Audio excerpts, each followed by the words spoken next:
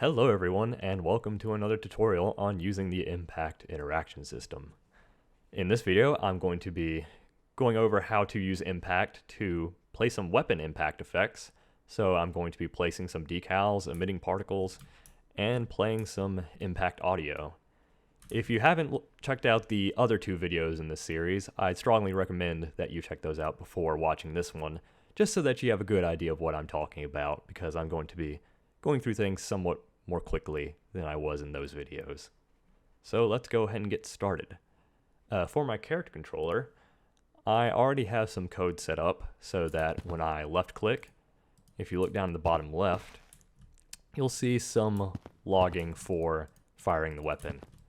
And I just want to integrate with impact so that whatever material my bullet hits will display some particle interactions, play some sounds, and leave a decal behind based on the material I hit. So let's go ahead and exit out of this.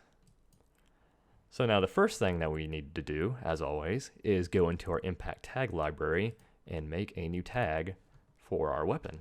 So I'm just going to create a fifth tag here called weapon impact. And that's all I need to do there. And now we can go ahead and create our interactions.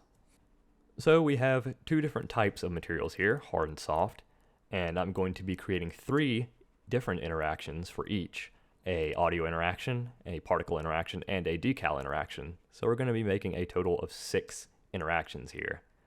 So let's start off with ones that we made before, the audio interaction, by going to create, impact, and audio interaction.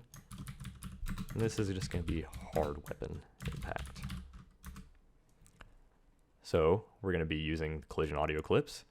And if I go into my sounds here, let's find weapons, bullet impacts, and I'm going to be using the concrete bullet impacts for my hard material. Again, I want these to be random because the velocity doesn't matter. I don't need slide or roll audio. Audio source template is going to be this bullet audio source template. The velocity range, I'm going to set between 0 and 1. I'm not actually going to be using the velocity range for anything, so it doesn't really matter what I set it to. But I'm just going to set it to be between 0 and 1. The collision normal influence, you can set that to 0. I don't want to scale the volume with velocity, so I'll uncheck that. Pitch randomness and volume randomness, is fine. And I'm just going to set the slide velocity pitch modifier to 0 as well.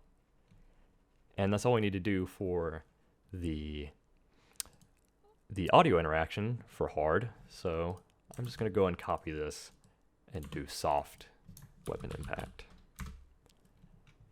And for the soft, I'm going to switch the sounds to these dirt bullet impacts that I have and keep everything else the same.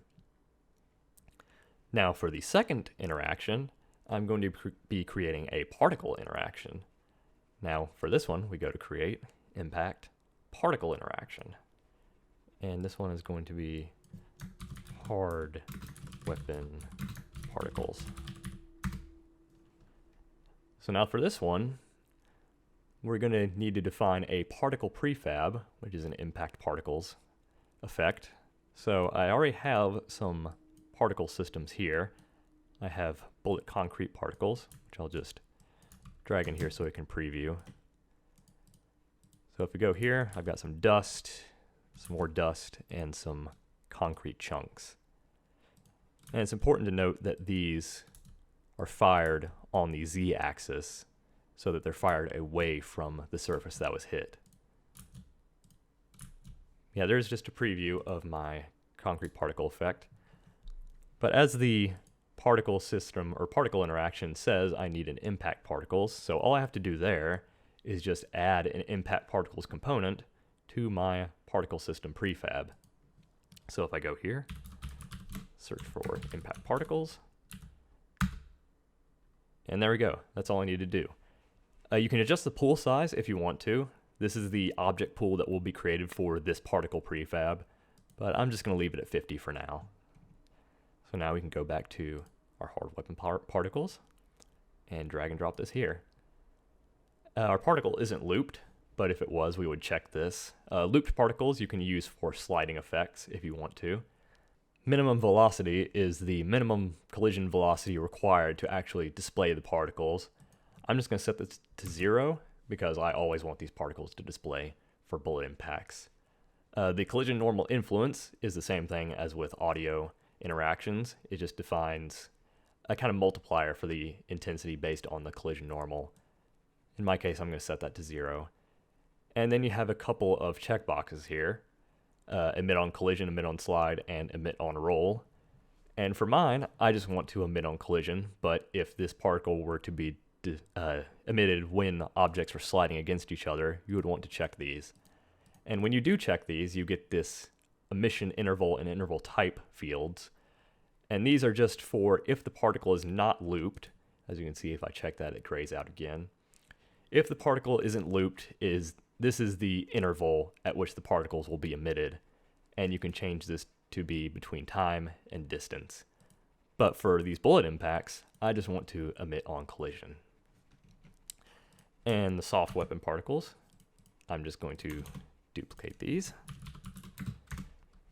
and use the dirt particles effect that I have. Just preview that one. We got some more dust and some dirt particles.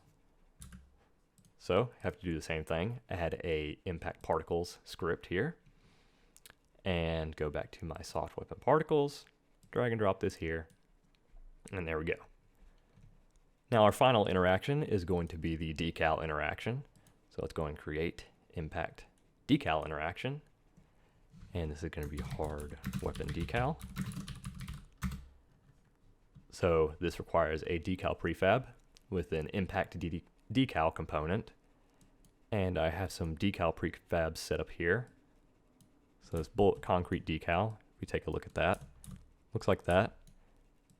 It's just a projector set up on the z-axis so that it gets placed right up against the surface here. So just like with the particles, all I need to do is go into here and add the impact decal component. This has a few extra properties. It has the same pool size property, but it also has the decal distance, which is just the distance that the decal is placed from the surface that it hits. Because as you can see, if I just place it here, right on it, it doesn't display, but if I move it up a little bit, it does display. That's just for this particular implementation of the decal. Your decal system may be somewhat different. And so if I go back to my concrete decal, there's also this parent to object checkbox, which means whenever it hits an object, it will be parented to that object. This is useful for dynamic objects, like if I were to make decals for this plastic container that I can move around, I'd want the decals to move with the container. So you can check that or uncheck that based on what you need. I'm going to leave it checked. And now we go into our hard weapon decal interaction and drag and drop this here. The properties for the decal are very similar to the properties for particles. The minimum velocity, I'm going to set to 0. Collision normal influence, I'm going to set that to 0 as well. And I'm just going to leave these checkboxes how they are because I only want to create decals on collision. And duplicate that for soft. And use the bullet dirt decal instead. So add that here, leave all the defaults, go back here, and drag and drop this guy. Now the last thing that we need to do to finish setting up our interactions is add the interactions to the materials. So let's go back to our hard material here, and we want to add a new interaction set for our weapon impacts. Our include tags are going to be weapon impact, and we're going to drag and drop all 3 of our hard weapon interactions here. I'm going to start out with the audio, particles, and decal. And we're going to do the same thing for our soft material.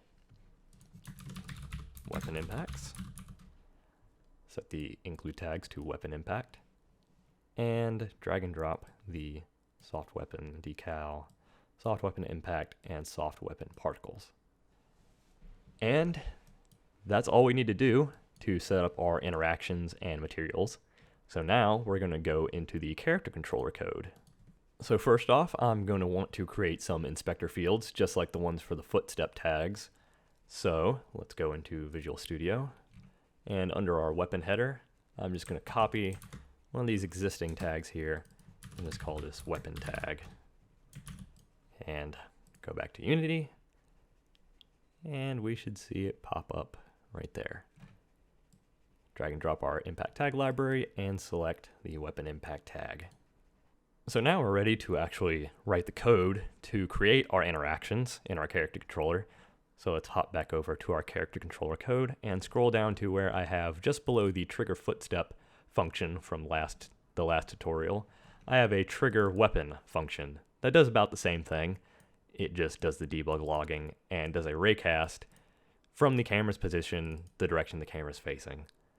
And since we already have this trigger footstep code set up, this is going to be very easy because I can just copy and paste this code, since these are both using raycasts, and I just have to change some of these variables around.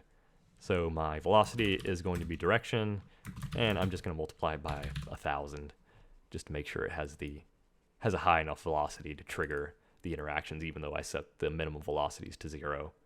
The tag mask is going to be our weapon tag, getting a tag mask from that. And our interaction keywords going to stay the same because we're not doing sliding or rolling or anything like that. We're using collisions. And this object's going to be the same.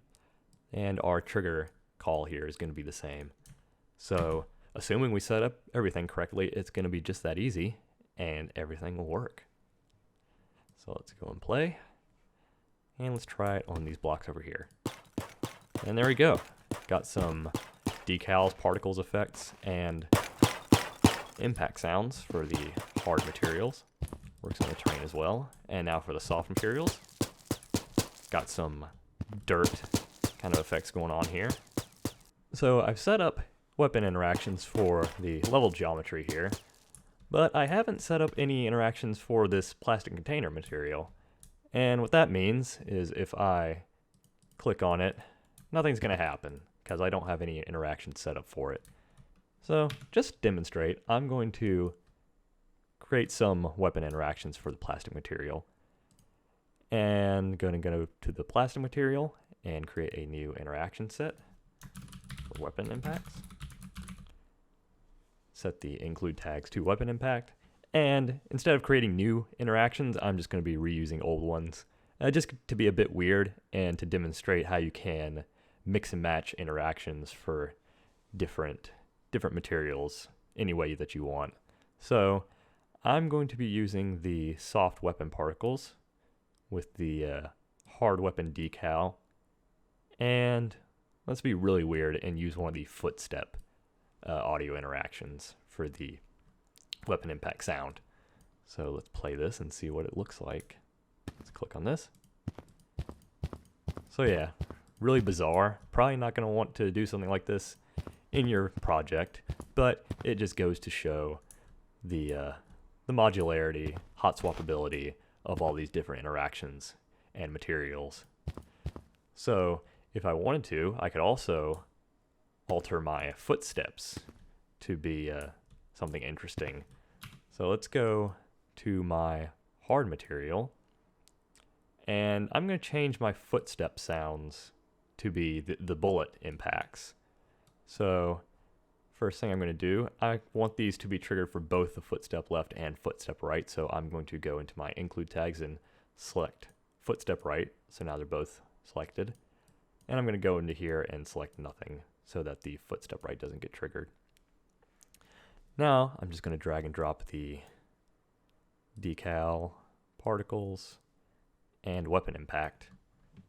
And now if I play, my footsteps are going to be bullet impacts. Again, a very silly thing, but just goes to show you how you can make some interesting interactions, and there isn't really a limit to how you can mix and match things. And that about does it for this tutorial on creating weapon impacts. In the next tutorial, I'm going to be talking about creating your own custom impact objects. So we're going to be getting into extending impact. And thank you all so much for watching, and I will see you in the next video.